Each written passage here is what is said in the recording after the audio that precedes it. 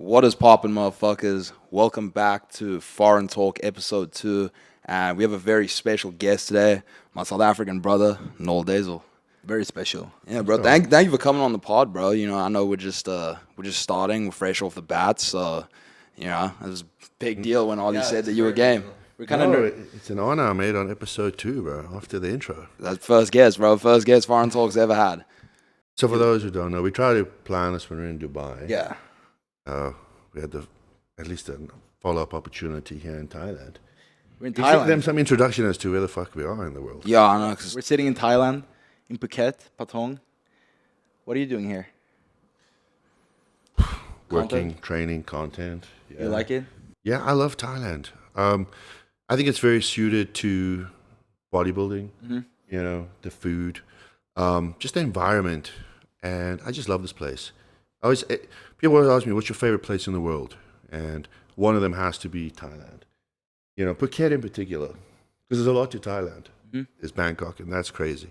That's wild. I don't want to know what that's like. I think it's something everyone should experience. Bangkok is incredible. There's Pattaya. There's a lot of different parts to Thailand, but Phuket in particular, I would say it's a holiday for the soul. Yeah. Like you come here and you leave just feeling invigorated. I feel like it's very free here. I mean, we've Yeah. been here for 5 days, Yeah. and I've seen a lot of stuff that I probably shouldn't. And it's also that I don't know, it's just, I feel more free. You definitely got to have some self-control being here, though. Yeah. Because let me tell you, you can also leave here and the soul will not feel so liberated. Yeah. Avoid Bangla Road, and your soul feel fine. That's the road that we've been going up and down every day, isn't it? That's the road we live on. That's the one you've been frequenting. Yeah, there's a lot of craziness to it, and here in Patong in particular, why I like Patong, it has the nightlife if you're into that. Yeah. But 5 minutes each direction, and you're out of the city, and it's just beautiful coastal regions and most beautiful beaches. There's a lot to offer. There's just the natural beauty to soak in. So yeah, in that sense, it's quite really central. good. It's quite convenient. I don't do much of the nightlife, but when you do, it's there, It's here. It's waiting on you. right there, bro. Yeah. So how did you end up here in Thailand? If you go back 10 years from now, what happened? Wow. So I've actually been to Phuket a few times. Like I said, it's one of my favorite places, and always just try and make a point of coming back and just soaking all of this in. Yeah. It's been very good for me. I have previously, I managed to put on one of the major bulks that I did, put on a fair amount of weight. It's just the environment that you're in. I think it's just there's very few distractions here. Yeah. And you just, for me at least, Yep. It's probably different from us. I was going to say, we're provided young. you We have a lot to see. Getting screamed at for tuggies every 5 minutes. It's a very hard place to be at, man. Very hard place. But okay, so yeah, I wanted to, big ups Thailand and everything. Definitely check it out if you haven't already. But before we go any further in, bro, because we mates, we talked a lot, but I don't know like your full background and your full story. So you just you can just break it down, give us a brief version. But I really want to know like where did this all start? Because congratulations on all the success you've had. insane. It's been phenomenal, and like it's kind of just like it's gone crazy. Like watching from the sidelines, like I know that I started seeing like your content similar time from like when I started posting, which was like quarantine-ish time, but very quickly you surpassed like the actual balls out of me, and I was just like blowing out the Yeah, water. you're So, like top dog now. yeah. in the it's- industry. I just want to ask you, how did this all start? Yeah, I think we started more or less the same time. 'Cause I've been following you for the longest time too, and that's kind of when I started spending more time on social media. Ollie's a veteran here. I've been here quite a while. Probably been in this more than you. Longer than you. But yeah, long story. We'll try and really just summarize and condense it for you. Let's hear it. Oliver said to me the other day, "Yeah, we'd love to have you on the podcast. You way older than us." And I'm very sorry. way older than us, and there's a lot that you can share with us, a lot that we can learn from you. I was like, geez, thanks, Ollie. So yeah, I'm way older. I'm 38. I have a lot of living experience, I guess. And yeah, it's an interesting story, as to how I got here. Where to start? When did you start training? Start with that. Like, Okay, when did yeah. your bodybuilding career kick So off? why I started training? So I was like in and out of the gym. I went with my good friend once to the gym, and he kind of introduced me to the gym. It was a terrible experience. So I went with him, and the very next day, I was still in school. I couldn't even tell you which grade, school? but yeah, it was high school. I couldn't tell you which grade, but I'm going to assume it was probably around the age of 15, 16. But I distinctly remember I was so stiff the next day. I didn't even remember what we trained, but I was so stiff I couldn't even turn my neck to respond to the teacher. I had to like turn my entire body. Like I was so stiff. And yeah, after that, I mean, I grew up with financial constraints. Let's put it that way. Yeah. Single mother. I think similar. So did I. Yeah. Similar story. Yeah. And I mean, things were tough. Financially things were very tough. So I couldn't like afford a gym membership. I was doing like body weight exercises around the house, home, yeah. kind of push-ups, pull-ups and that sort of thing. Eventually I bought myself like a second-hand, just a little bench and You started a benching. couple of weights. Yeah, I did whatever I could with the barbell and the Yeah. few weights that I had. I managed to do like overhead press and some chest press and bicep curls or whatever I could do with the barbell and the bench that I had. And I mean, gym equipment is relatively inexpensive. It's the weights that Yeah, cost them yeah. fortune, bro. So did what I could with the weights that I had, and then kind of like fell out of it. I guess maybe outgrew the weights, and I went through a breakup and found myself with no friends. I thought the gym was a good place to, Get your emotions out. work on myself. Work on yourself, yeah. I was very skinny, very skinny. How much did you weigh at the time? You remember? I think it was around 65 kilos 65 kilos? Yeah. At your height? at my height. Wow. 188. That's 6'2". What's that in pounds? Like 170 pounds? 160? Around 170, 175. How tall are you? 188, 6'2". That's crazy. Yeah. I mean, I make a joke. I was like the ramen noodle or the electric cord version of a human. But anyway, I was picked on and I was bullied, I really just wanted to work on my self confidence. I really just wanted to put on some Muscle. size. I wasn't even concerned about muscle, but size. Yeah. I just didn't want to be skinny. Fill out the frame. Yeah, I just didn't want to be skinny. Yeah. But yeah, so I started going to the gym to meet people, make friends, and work on myself, and kind of fell in love with it. Started to get a lot more serious, over time, but I still went. I was a gym rat. For many years I was a gym rat, and I wasn't the skinny guy anymore, because I was this very old school approach of eat big to get big. Yep. And that's what I did. I ate a lot. You must have eaten a lot. I ate a lot.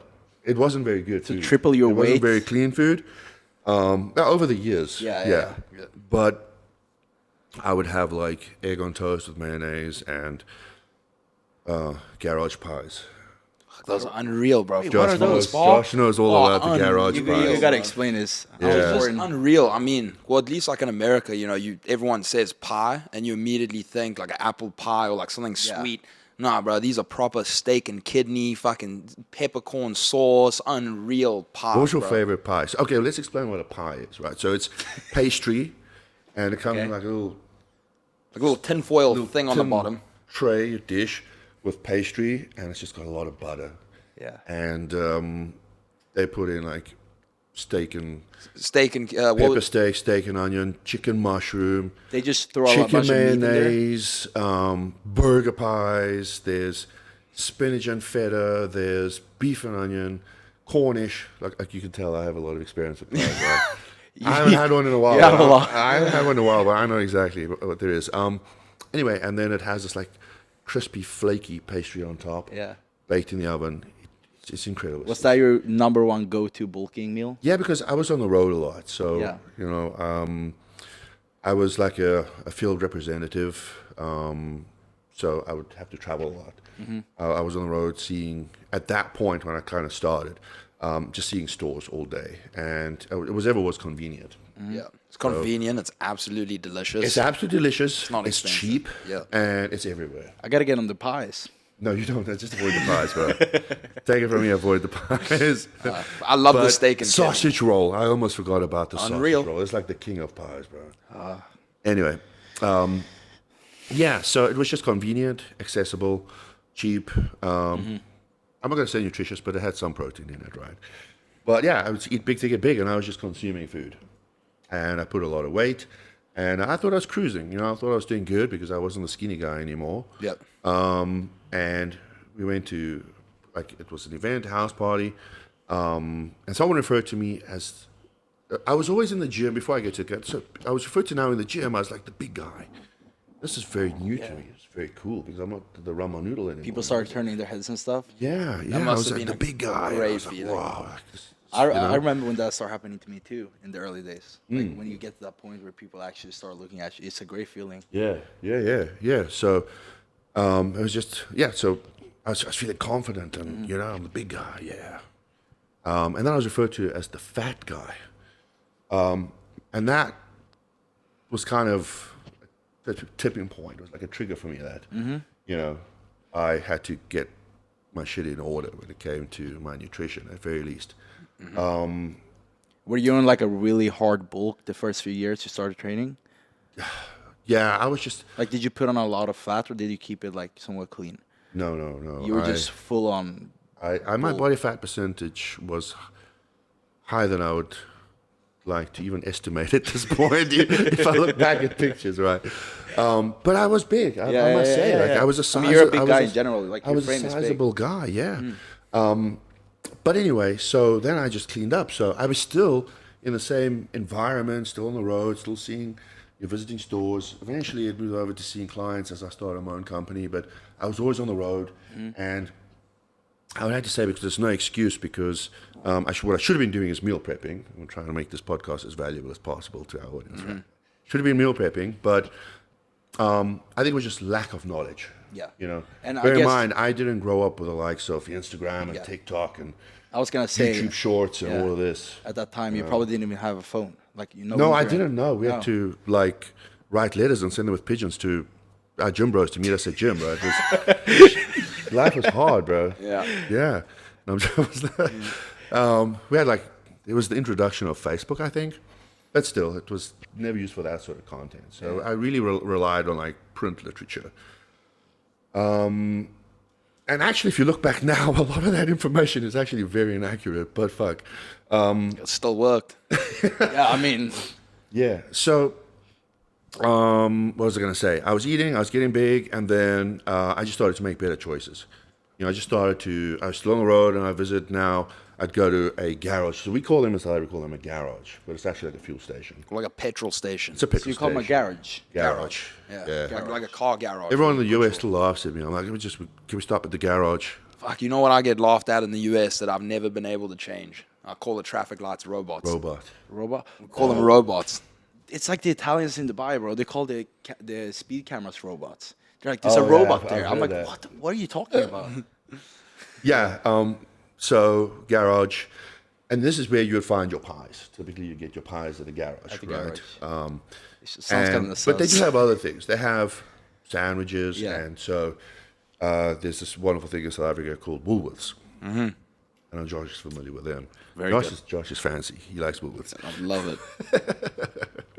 But so I would now just make more conscious decisions and choices in terms of what I was consuming instead of these really high calorie dense pies. So, and that was just an improvement. You know, it was getting my protein up. It was kind of bringing my fat and, you know, just calories down. And then I started to weigh my food. I started to clean up my diet even better, and you know, was doing chicken and rice and that sort of thing. Mm-hmm. So yeah, it got better over time, but it was all kind of self-taught from experience. That You ever put down a went couple through. chicken mayo sandwiches? Undoubtedly, bro. Chicken mayo sandwich. That's my probably next to a boerewors roll. Chicken mayo sandwich, chicken mayo pie. Godly, Unbelievable. bro. Like, and this is another thing. Like in the US, we keep telling them about how good a chicken mayo sandwich is, but I mean, we eat meatballs. it's like what's this, like a chicken salad? What would you call it? A chicken salad? It's like a chicken salad sandwich. Chicken salad sandwich? Yeah. It's really just a whole lot of mayonnaise with shredded chicken.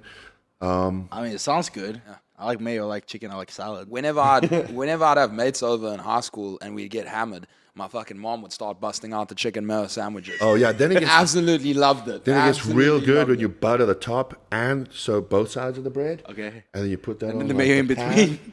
Oh yeah. But you put that on the pan. Oh yeah. Sounds like a good calories, Phuket but meal, as you can yeah. imagine, but Yeah. delicious. So yeah, I think That's I where hope you- that that's answers your where you question. came But that's kind of where it started, right? And then it just kind of advanced from there.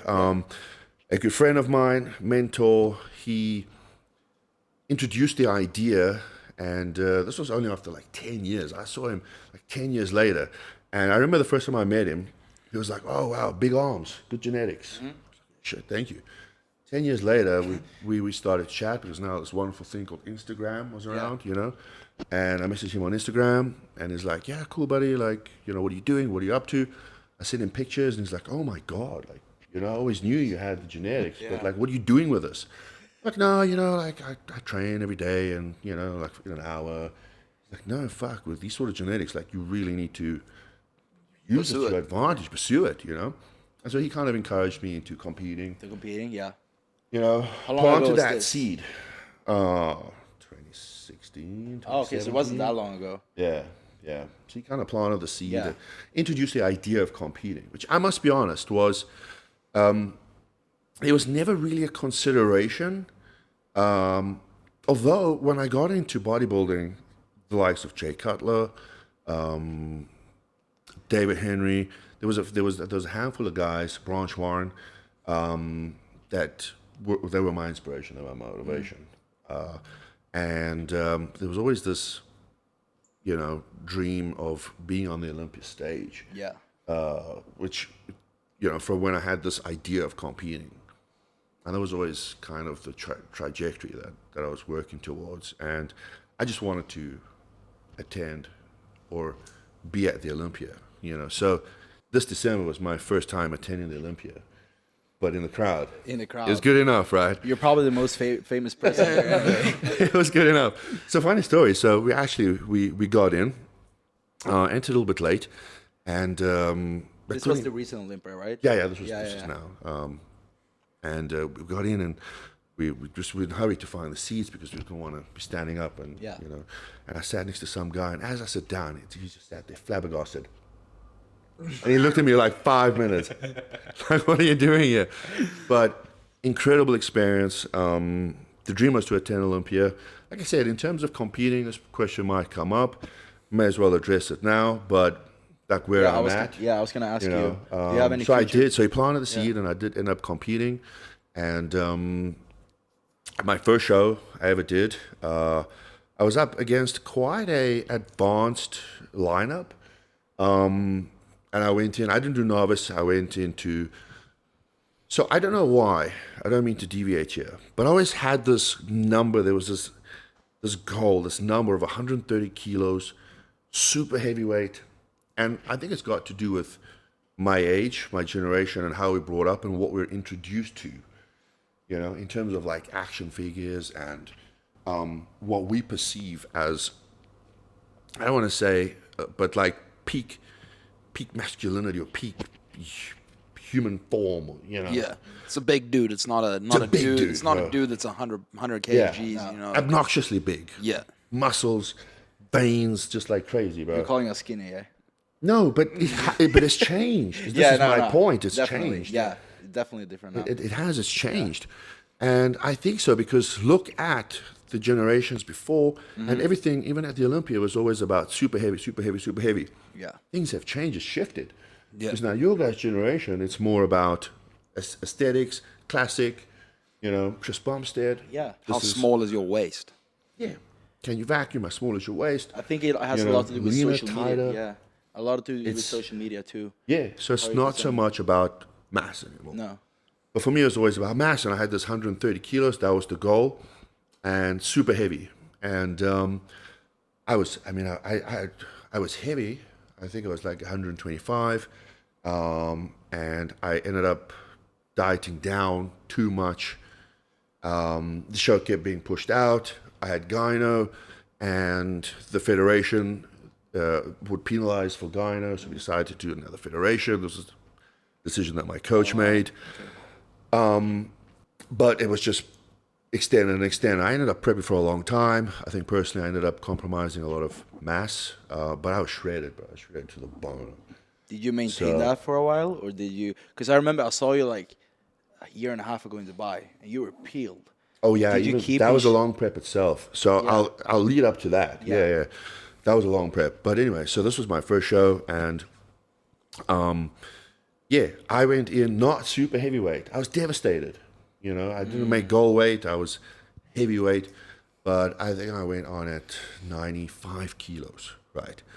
But peeled. Anyway, I came second, and it was cool. I fumbled a little bit on the posing. Yeah.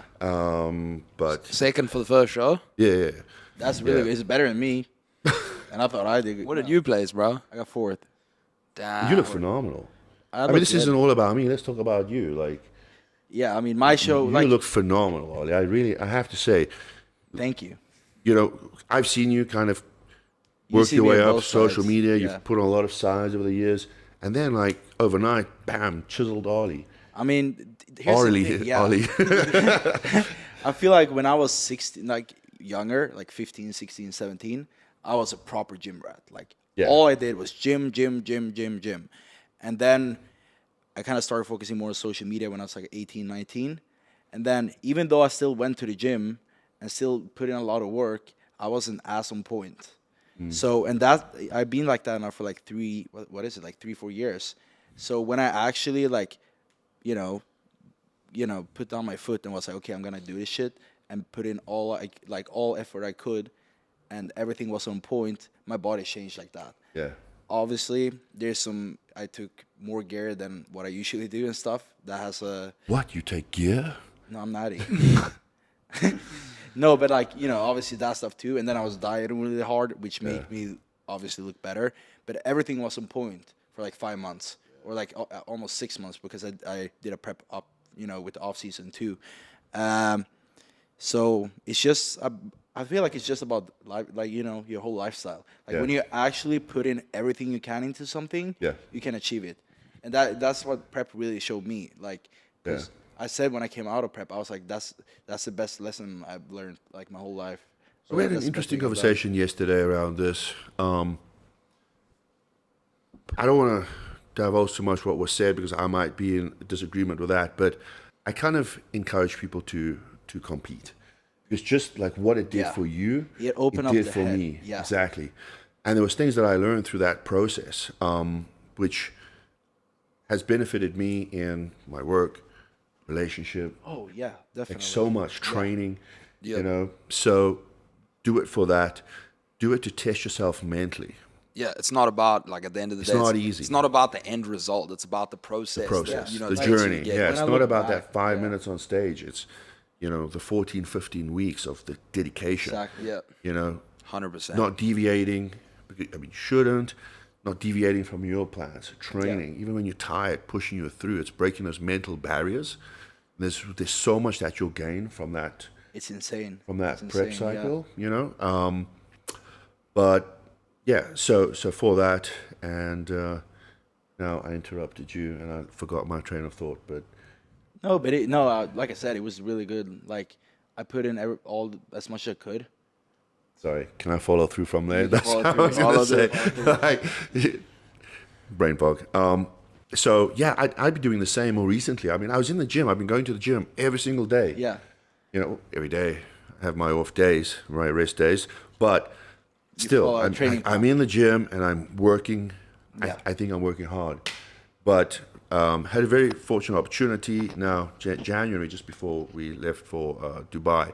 I had a session with Hani Rambod, and he kind of, again, like in life, in my journey, as a bodybuilder, as a content creator, there's been certain milestones, there's been certain triggers. You know, it was just one of those where I realized, I'm in the gym every day, but what am I doing? What am I giving? You know, it's the same for yourself. It's relatable.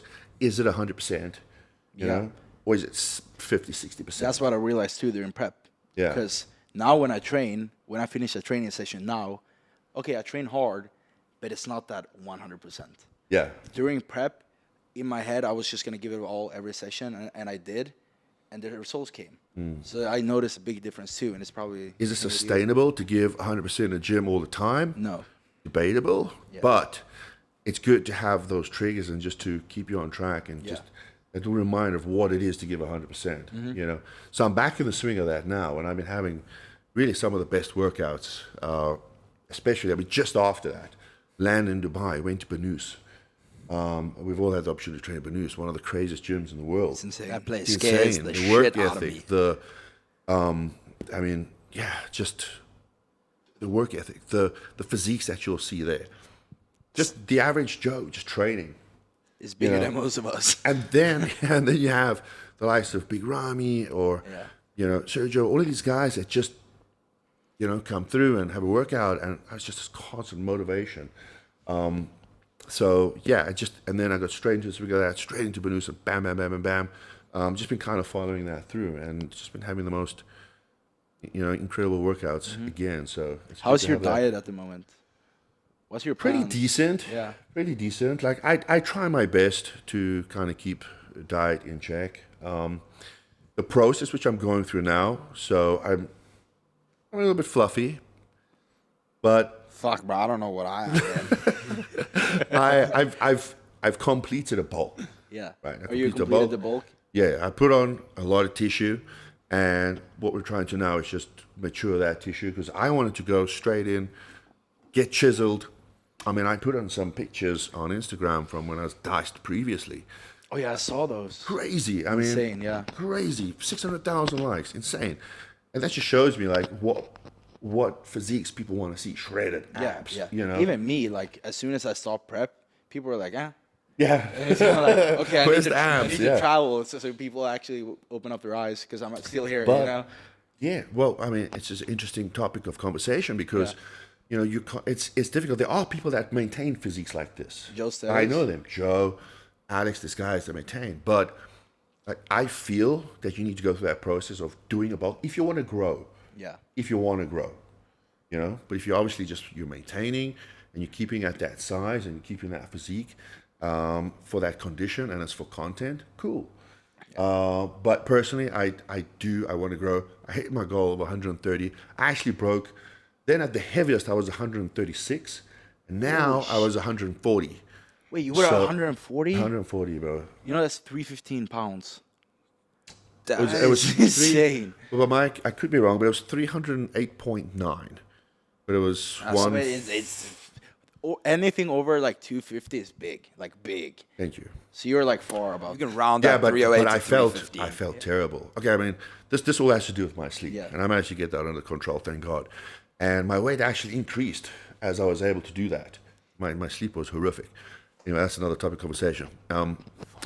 But yeah, so just maintaining, and right now, so I thought, okay, let's get diced. Let's bring the body fat percentage right down, do a mock prep, because I'm kind of toying with the idea of competing. And I thought, right, before I just go all out and, do a prep, stand on stage, let's do like a mock prep. Let's go through this entire process from start to finish. And I mean, shave, tan, water manipulation, everything. There's you do the it? date. No, that's what I was going to do. Okay. There's the date. Okay. But, standing on stage, just getting some fucking sick content from that, right? That was my plan. I was advised against that, and just to go through this process of maturing this tissue and then kind of bring it down, and then eventually start on this mock prep. So it's still going to happen, just not now, because I should have been in that period already. So we'll save that for a later date. But anyway. But yeah, so where I'm at is just kind of maintain. So I've got my maintenance calories, and I try my best to adhere to my meals. One of the first things I do when I get somewhere, buy a food scale, or travel with one preferably. You don't have to keep buying it. Whenever you Do go. you always have to scale? Yeah.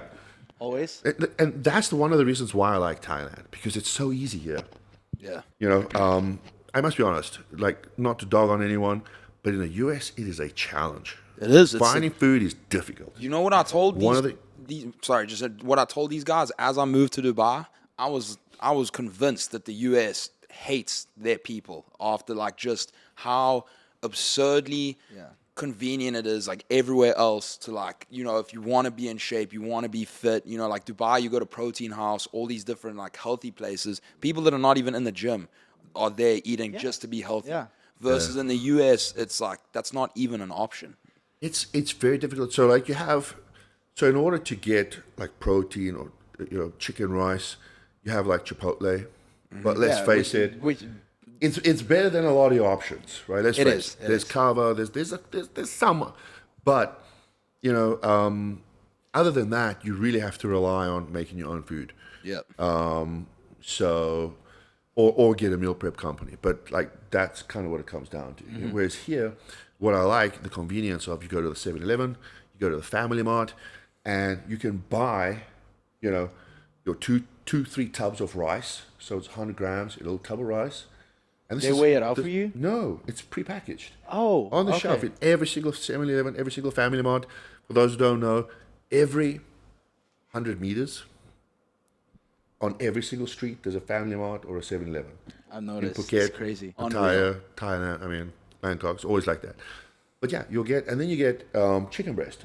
From the 7-Eleven? From the 7-Eleven or the Family Mart, you get your chicken breast, and then, you know, you've got your grams on there, and this is boiled, right? So if you can stomach boiled chicken breast, they do season. Some of them has got like a chili spice, some of them has got, I think, garlic pepper, and then it's just plain. Yeah. And then they have the chicken breast, the fillet, and then they have tenders. And they're cooked, right? So my hack, this is pre-cooked. Right? So my hack is go for the tenders, because they a lot more tender, but I just prefer the taste of the tenders. The absolute gas, love it. And then you get your little rice, and you can get brown rice, there's black rice, there's white rice. Anyway, popped it in the microwave, and yeah, I mean, it's got the grams on that, so you know exactly how many packs of chicken you need to get, or how many little tubs of rice you need to get, and get yourself a little pineapple with that, or some almonds or whatever.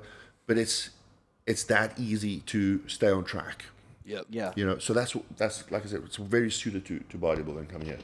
So like here, I don't have to carry my scale and shit. You don't have to go, because literally every single corner walking down the street has got some chicken and rice in the 7-Eleven or Family. That is insane. It's really easy here. But outside of that, when traveling, it is a bit of a struggle, you know, and I've done quite a bit of traveling the last 12 months. I think have been to now 27 cities. Oh my God. And how long? 12 months. Unreal. That's 2 cities a month. That's crazy. Yeah. But a lot of this was obviously the US, but anyway, but yeah, so I really do try my best. It has been a little bit flexible. There's a lot of us here, we're having a good time, we're going to go out, we'll have a nice dinner. I'm still going to try and make the most conscious decision, the most conscious choice when it comes to food selection. Yes. So I've introduced everyone, even in Dubai, you know, we've got this incredible thing you boys all know, shish tawook. Shish tawook. Shish tawook. You know what's the scary part though? When they bring out the hummus. Oh. That's when it goes downhill. Yeah. That's when it goes Every downhill. now and then, some of them will come with a plate of fries too, and I'll clap. Oh no, The that's hummus hard. and the bread. Yeah. Game over. Yeah. But still, simple chicken rice again, you know, so It's a lot easier. easier. That's very funny though. Like you're talking about first thing you do when you get to places is buy a scale. First thing I did when I got dropped off at the airport and I got my taxi is I made my dude stop off at one of the cannabis stores. I picked up a couple J's and I came back. No, it's funny. But I also, so you were talking about like your bulk and stuff a little bit before. I wanted to ask you how that affected you mentally, and because I know half the reason, you know, most people don't want to go through a bulk is because they don't want to get fluffy, they don't want to get fat, you know, like it terrifies them. So it's like It's tough. It's tough. There's this thing called body dysmorphia, and it's real. It's very real, and it's very apparent. I think most bodybuilders suffer from this. I suffer I think really it's more bad. prone. I think it's more prone to bodybuilders, but a lot of people suffer from body dysmorphia. But anyway, and you know, there's a lot of challenges that I faced going through this bulk. One of them was my sleep. You know, I put on a lot of t-shirt, put a lot of size, in a relatively short period of time. And one of the biggest things I struggled with, mentally, yes, because there's this thing of social media, and Yep. you're posting a picture and you're seeing yourself, and it's not getting the same engagement or the likes as when you were shredded, and then you got someone asking you, oh, where's your abs? And you got someone else commenting. You got the keyboard warriors. Yeah. So there's the mental side to it, right? But yeah, I think You just got to trust the process. There's the physical side to it too, in terms of health, and that's where I face personally the most struggles here. Here in Thailand?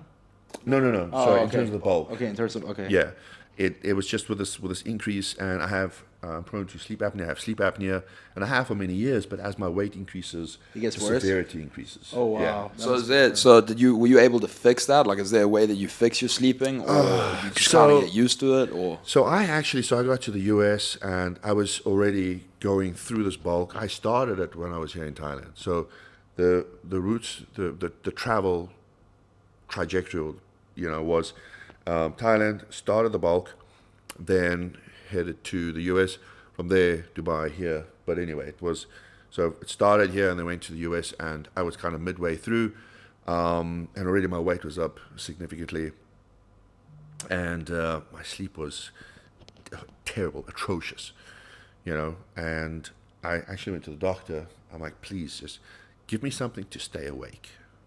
Stay awake? Stay awake during the day. I'm so tired. I'm so fatigued during the day.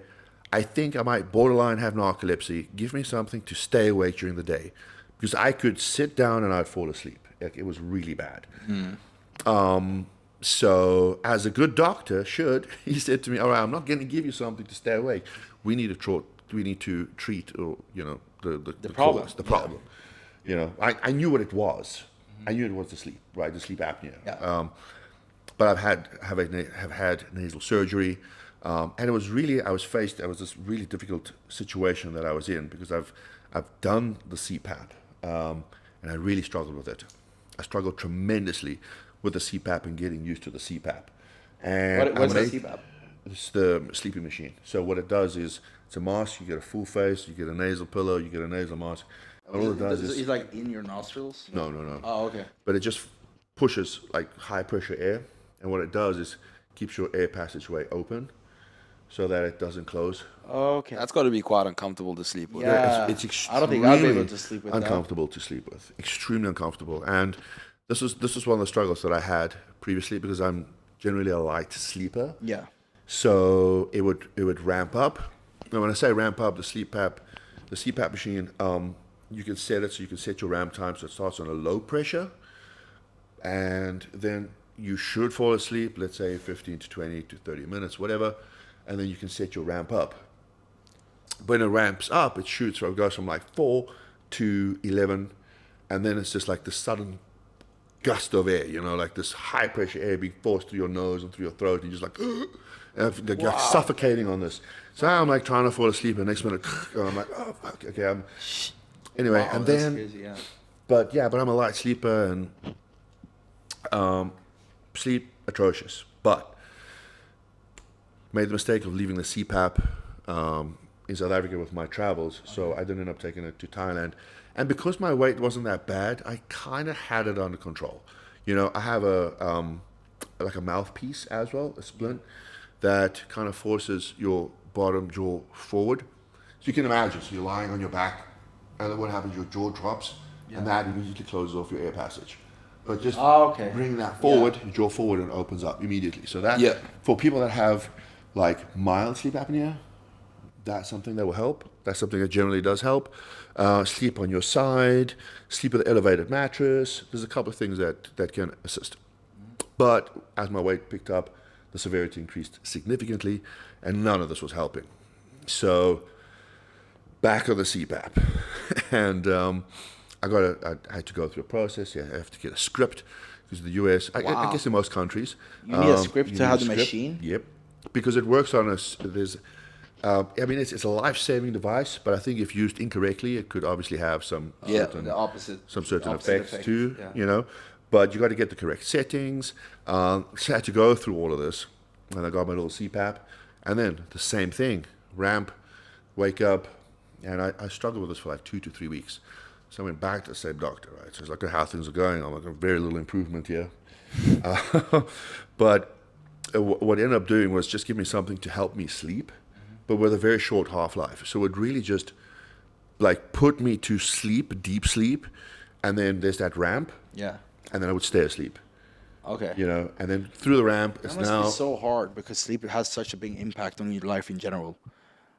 Like when Bro, your sleep is affected like that, Yeah. 'cause that's a lot of steps. You know, it's a lot of stuff you got to do to get your sleep in right. Yeah. Even with like bodybuilding, you know, like you need to work out, protein, and recovery. Yeah. sleep is, you know what, just go a week sleep deprived, and then you truly understand the importance of sleep. Feels like torture. Because it's torture, you know. Yeah. It's Mentally, probably the most physically, yeah. it's absolute torture, guys. Like I think I had like 2 hours, 2 productive hours in my day. So I'd wake up tired, you feel hungover, you're groggy, headache. I mean, you feel awful. You have a carbon dioxide buildup. This causes headaches. But I would caffeinate, so I would have to have coffee, energy drinks, and as a Rise plug, I'd have my Rise Fuel energy drink. Go Daddy or Go Noel. And yeah, so I'd be okay for like an hour or two, and then I'd start dipping again. I'd just start dipping. I would sit on my chair and I'd be struggling to stay awake. So it was really that bad. So I wasn't having a very productive day. I wasn't efficient. I wasn't having great workworkouts. Did it affect I was your moody. yeah. I was miserable. I think my hormones were out of balance. Like it was the brain fog that I had. It was awful, guys. Like I tell you, it was living hell. So now I feel like a different person. Like what is it? It's 11:30. You know, I'm like cruising. I haven't had a lot of caffeine. I think today I had like 200 megs of caffeine. But It's the pad thais, bro. it's bad ties. But yeah, it's just what it's done for me, what it's done for my energy levels, what it's done for my physique or my training, my everything. Sleep. Anyway, yeah, so long story short, sorry. I think it's a very important topic to discuss. I mean, because I've learned a lot. This is it's actually called the silent killer because a lot of people die from sleep apnea. Really? Yeah. It starves your oxygen from your organs, from your brain. So it leads to heart attacks, and you know there's a lot of things that people consider dangerous in bodybuilding. Sleep apnea is right up there. What is someone, so let's say, you know, there's kid, adult, someone out there who thinks, okay, like my sleep is not that great. Maybe I have sleep apnea. Like what, is there like a telltale sign for it? Yeah. Okay, so one, you wake up tired, hungover. You snore. If you have a partner or someone sleeping with you, they'll tell you you're snoring really loud. Or you wake up gasping for air. You literally stop breathing. So you shut down and then you kind of suffocate. Wow. So you'll have like a partner or someone telling you like, listen, okay, you stop breathing, or you're snoring really loud, or you're just tired, fatigued. And I did a video about this, just about sleep apnea, months ago. And I still have people in my DM saying, thank you so much. You know, you saved my life. I feel like a different person. Yeah.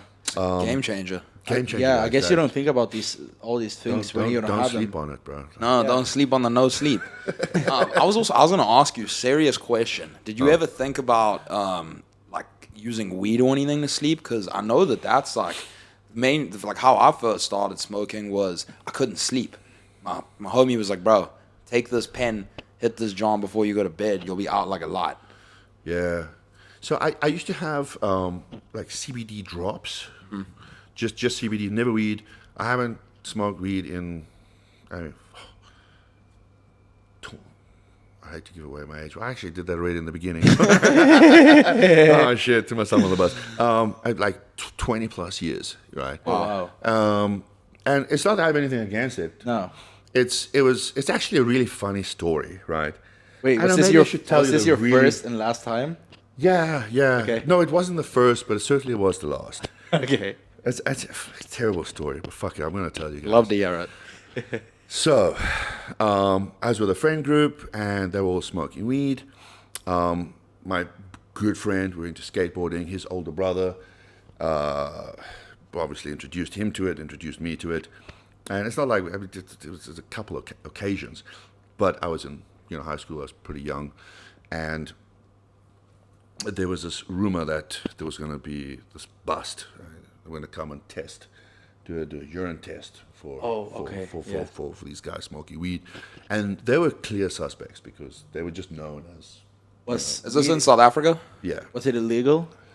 Is it illegal? Yeah, it's illegal, but it's also, I mean, at least like when I was growing up in South Africa, like it's nowhere near. I'm sure it's changed now, but it was nowhere near as like common as it is in the US for like kids and stuff to be smoking. So it's like if if you were smoking weed, you're a crackhead. You could like you could spot the odd one out pretty easy. Versus like now when I went to high school in the US, it's like 50-50. Yeah. So it's like completely different.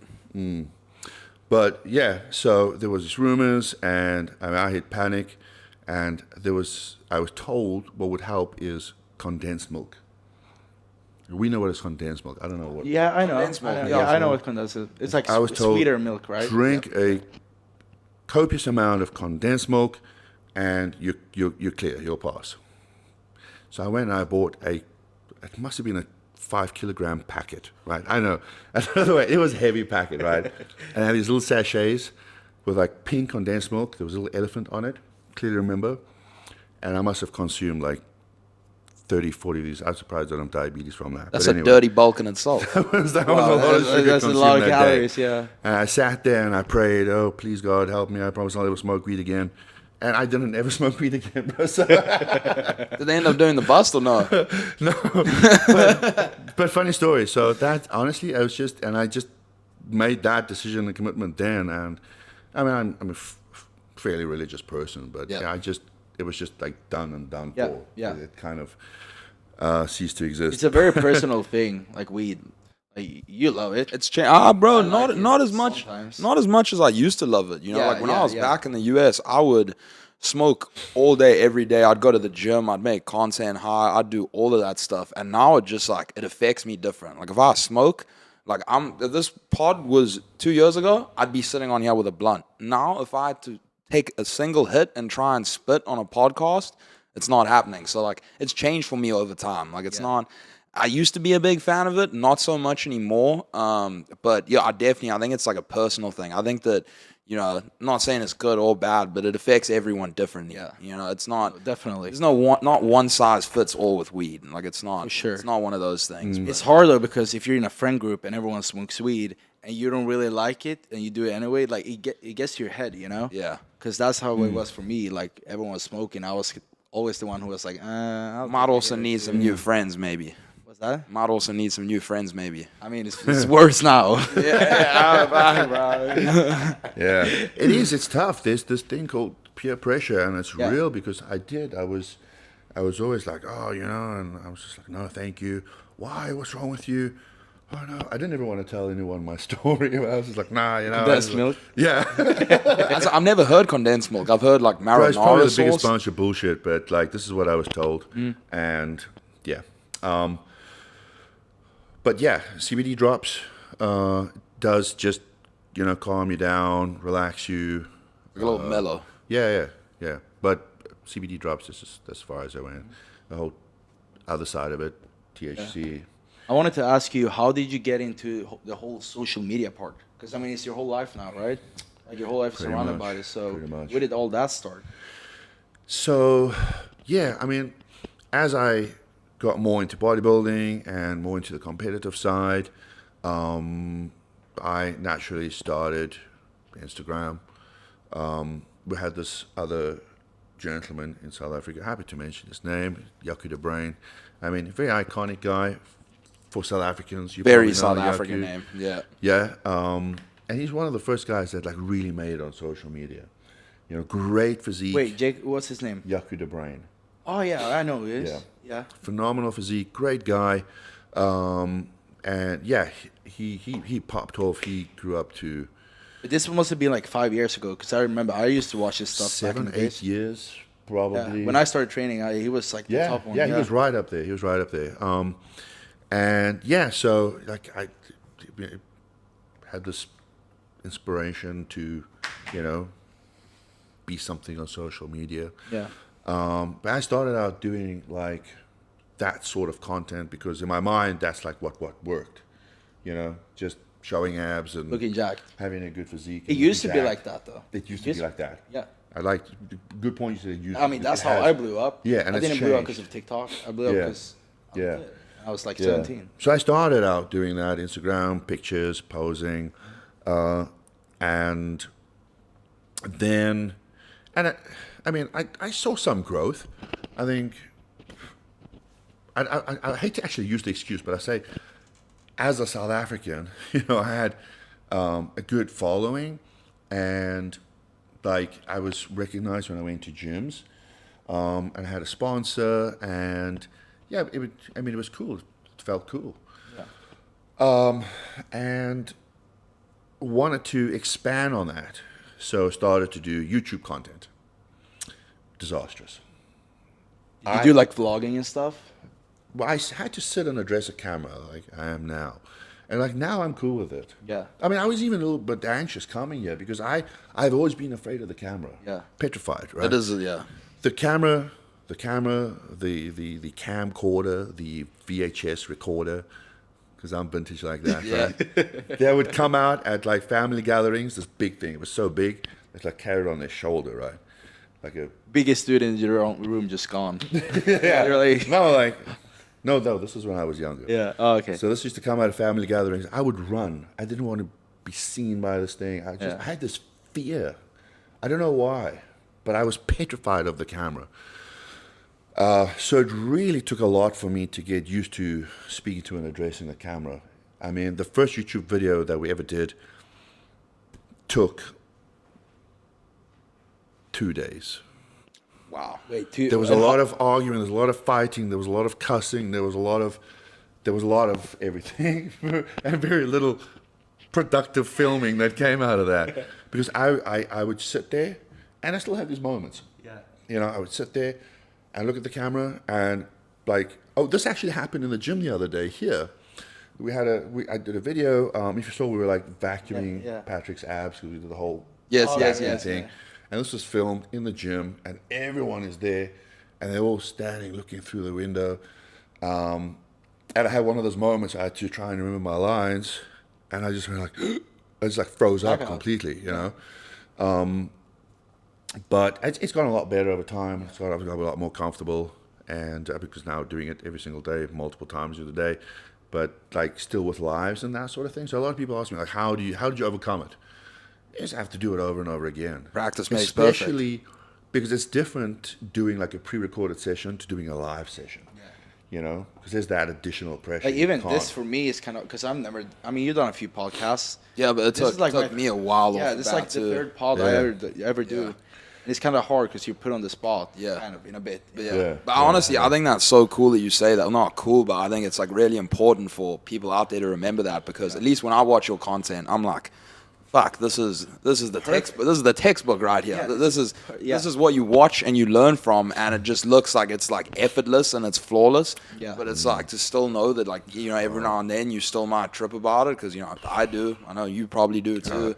But it's like again, one side of social media, people see that and they're like, oh, I can never do what he's doing because I'm nowhere near as comfortable in front of a camera, this and that. But it just takes time. My own sister, right? And she's gonna kick my ass if she ever sees this. But my own sister, and she's 2 years older than I am, and she had the same phobia for cameras. It's like I talk about it now, we laugh, and it's funny because the camera come out, we both like run different directions, scatter. And then she's like, "How did you overcome it?" I'm like, because now she's starting her own product line, and she's like, "Well, how do I promote my business?" So I'm saying, well, get on TikTok, do videos. She's got very unique content. She's got very unique content that will benefit a lot of people. And it's ideal for social media, for TikTok and for Reels and that, short format videos. But she cannot bring herself to overcome that fear of addressing the camera. It's unfortunate. It's a pity. Yeah. Because her business will be skyrocketing. And I hope she hears this. Yeah. But I hope anyone else that has that fear, and it's not just talking to the camera, it's fear. Yeah. I struggled a lot in the beginning because obviously I'm Swedish. Dropped out of high school. My English was shit. I didn't pass. Still a bit dodgy, bro. It's very dodgy. I'm trying.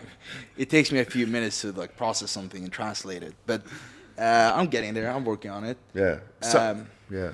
But yeah, that when I remember I still have it. I have it unlisted on YouTube. I'll probably put it public now. I was gonna record myself eating a meal of chicken and rice.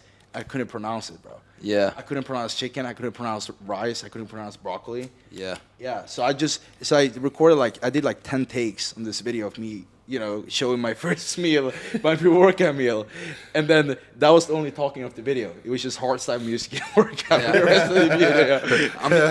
I mean, yeah, bro. Like for me, 100% comes down to fear. Like my greatest fear on this planet is living normal, being average. Which if that's your thing, go do it. But I want to do great things. Like so a 9 to 5.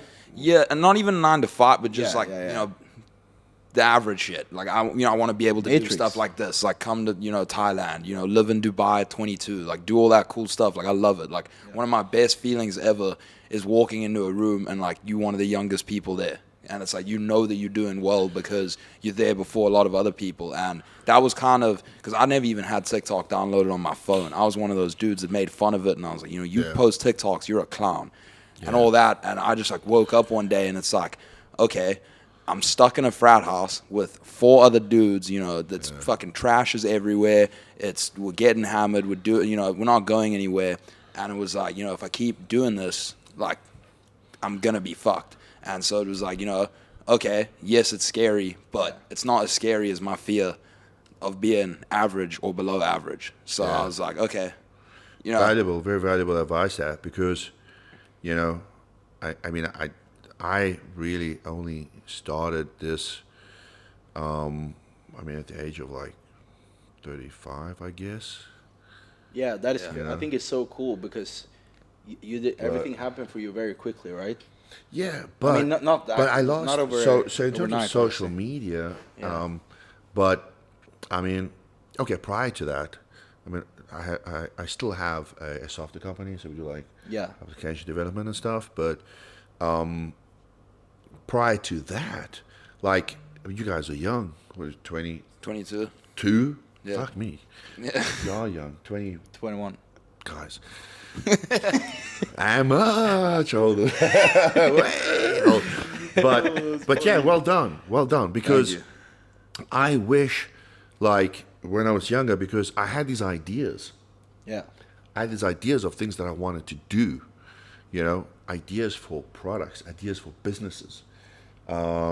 And I kind of held back. There was these, restrictions that I kind of put on myself because of fear, risk, or doubt, or risk. Yeah.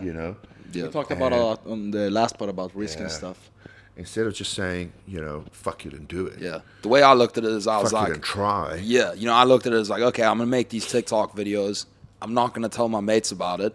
So the only way my mates see it is if it's ripping on their For You page. And I was if it doesn't work, then all I am is back in the same position I was before. Yeah. But I'm glad I did it. 100%. Fuck it. At the age of 35 or, around there. But I did it. Yeah. There's people that go their entire life and not doing it.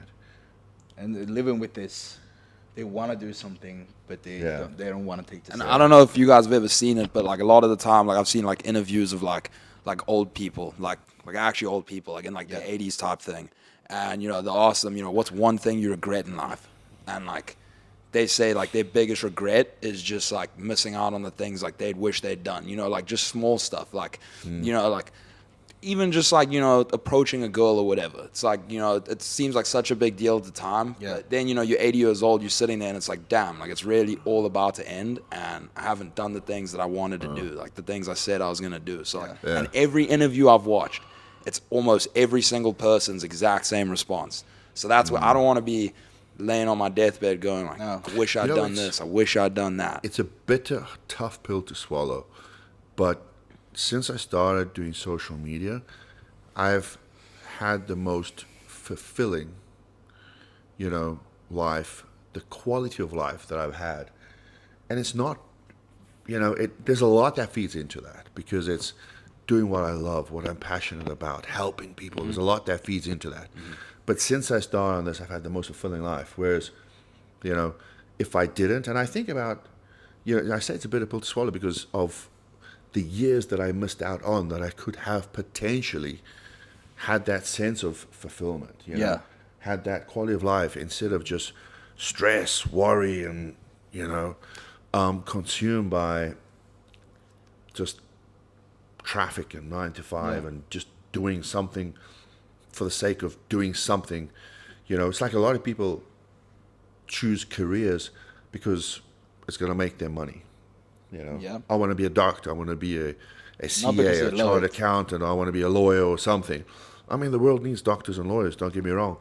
But unless you're truly passionate about it, reconsider your choices. Definitely. I started what I was doing because I thought it would make me money. Yep. But if you started what? In terms of the software development and stuff. Oh, okay. Yeah. But if you're doing something because you love it and because you're passionate about it, you are far more likely to succeed in that. You're never going to feel like you're working a day in your life. Yeah, you are far more likely to succeed. So do what you enjoy, do what you're passionate about, do it with love, and for a lot of luckily for me, it happened at such a young age. Yeah. Like I fell in love at the gym when I was like 15, and then I started earning money from it when I was just 18. I worked at KFC for a year, and then while I was working there, I started generating money from social media. So, and I was way obviously more passionate about doing social media or like working out than go to KFC and fried chicken all day. So I chose to go all in on the social media part. I like that. I like the fact that you've fried chicken, Yeah, 4 years ago. Yeah, it's just pretty crazy. I think it's for whatever period, it's grounded you. Yeah, definitely. Now you're in Phuket with the lady boys. Yeah, I mean, it's even for that short period, it makes you just appreciate what you have now, the position that you're now more. Yeah. And I think I'm very happy I took that job, to be fair, because it showed me a lot. I absolutely hated it. I'm sure. Yeah. Yeah. Imagine you never made that choice to pursue content, and you're still there frying chicken, bro. Oh no, and you're still no hating way. It was just a slap in the face to wake up. You need to do something because You'd be a fucking yoked KFC worker. I was though, yoked, bro. You were yeah, I was standing there at the cashier like fucking white as shit. Everyone looked at me, bro, and I cleaned the tables. I had like double XL KFC shirts and stuff. That was kind of tough. It's also a nice reminder of where you go back to if you don't, stay on your stuff and you don't stay chasing your goals. Because it's a fear as well. Now, my fear, instead of fearing, sitting in front of a camera or whatever, my fear now is to not do it and go back to where I was. So it kind of changed, the fear. Yeah. Which is pretty, it's amazing. It is true, yeah. I mean, you have to evolve. You have to, a lot of people think like social media is easy. It's not. No. It's not. I mean, there's this idea that you go train, you pull out the camera, you take a picture, you post it, day's work done. Oh, fuck. I'm not going to say it's not the case because I know people that do like that, right? Yeah. I don't think that's a sustainable approach to it. Yeah. I mean, that's the easy part, though. Yeah. Taking a picture is not hard. Yeah. But then everything around it is the hard part. There's certainly a lot more that goes into it. Yeah. And that's one thing I think that I'm grateful for is the fact that I spent that time working a job in corporate, running a business, and I bring that into social media. Were you were the CEO, right? Yeah. Yeah. Yeah. So, you need to treat it like a business. Yeah. Also, I tell people too, like it's so much easier, in the short period of things, working a 9 to 5, having a boss telling you what to do. Okay, this is what you're going to do today. And then same thing day in, day out versus, social media, you're having your own business. Like you are the owner. Like you have to become creative with social media. You have to tell other people what to do if it's your business. It's a lot of work. You boys starting this podcast, well done. Thank you. It's staying current, Yeah. It's evolving. It's evolving your content. It's evolving to different platforms. Because if you're just going to do the same shit, hey, it might work for you for 12 months. Mm-hmm. But I mean, I've noticed a big change. Like since I started, I don't know when you popped off social media, but when I popped off in like 2019, a lot of stuff have changed, like a lot. Tremendously. And we Yeah. talked about this too. Be early to the trends. You gotta be. If you're early to the trends, you catch it, then you might be lucky, the lucky one, and you might make it. But if you're not, if you're late to the trend, it's gonna be difficult. Got to stay evolving. Yeah, you gotta stay ahead of. That was the next thing I wanted to ask you too. So, like, what advice do you have for someone that maybe wants to pursue social media? They see what you're doing and they love it, and like they'd love to do something similar for a living. Good question, because I get asked this often, and I'm very responsive in my DMs. So like, I'm always happy to give this, Yeah. the advice. But let's try and address this on a mass scale. But in terms of do it, just fucking do it. First things first, do it.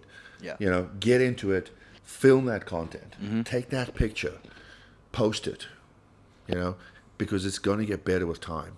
Yep. Yeah. Spend time on social media, consume social media, find your niche. Sorry for the interruption, fellas. We had a technical difficulty. We will now resume. Okay, yeah, so quick outro before we say goodbye. Ollie, what's your plans? Short term, what are you doing over the next, I don't know, month to 3 months? Like, where to from here? Month to 3 months. I mean, I'm going back to Dubai now. I just wanted to enjoy Dubai a little bit till it gets too hot, because it will get too hot. It gets very hot. So, just get back there, get to a proper routine, try to get in not crazy good shape, but like good shape, good enough to do my job, because that is my job, right? So just get back to that, and then after that, just take it from there and see what happens. Go with the flow this summer. For me, I love traveling, and I don't set up a specific plan for social media. I kind of just go with, like, coming here, for example. Like, I don't have like a specific plan, like, oh, this day I'm gonna do this video, this day I'm gonna do that later. So I kind of just go with the flow, enjoy life, and I capture everything on camera. So just keep doing that and doing different things, like this podcast, for example. Definitely, bring this up because I like it. It's very cool just sitting down. It's a lot people want to hear, and it's a lot to say. So Everyone, everyone has a story, yeah. and it's just giving people the opportunity and platform to tell their story. Yeah, exactly. Josh? My short-term goals. I just got out of a relationship with my ex.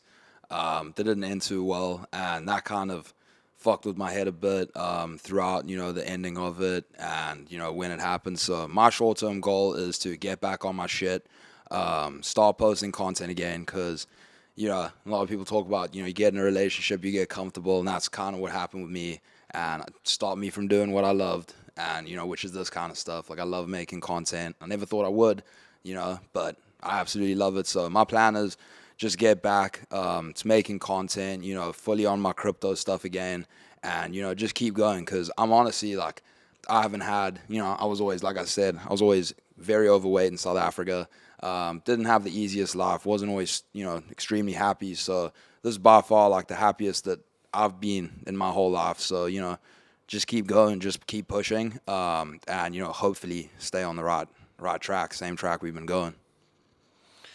Well, boys, good luck. Let's see where the road takes us and where we link up again. Yeah. Till next time. Keep grinding. Cheers. I just want to give a quick shout out to Rise Ups. We got Mashallah. Daddy Noel in all your Walmarts. Is it there? Yeah, so we have this. There's a Walmart range, which is in Walmart. So we have pre-workouts and proteins. We're expanding on that. We have our energy drinks. We're doing some rebranding right now. We have a new flavor, Country Time Lemonade, which is coming out. This will be released in the next few days. So yeah, that's Good stuff. Good stuff. Are we going to tell them about Cousins Pumps? When is that dropping? Cousin Pumps. Cousin's sweat flavor, brief sweat flavor. Cousin Indica. I don't know how you chose that flavor, but It will instantly cause you to lose brain cells on impact. And I got to give a shout out to Huge Supplements. Coming out in my collection soon. Code Oliver in Alka Power. Oh, Code Cousin. Code Cousin. Code Cousin. Young LA. Yeah, Young Law. Young Law. I think it's kind of cool too that we both South African and both with the same brands. That's no coincidence, bro. No, bro. We Some universal shit. we right were there. chosen. We were plucked, bro. All right. Boys, we're gonna go wrap it up there. Thank you guys for listening. Till next time, we're definitely gonna have to run it back. But thank you so much, Noel. I had an awesome time. Love you guys. Thank you.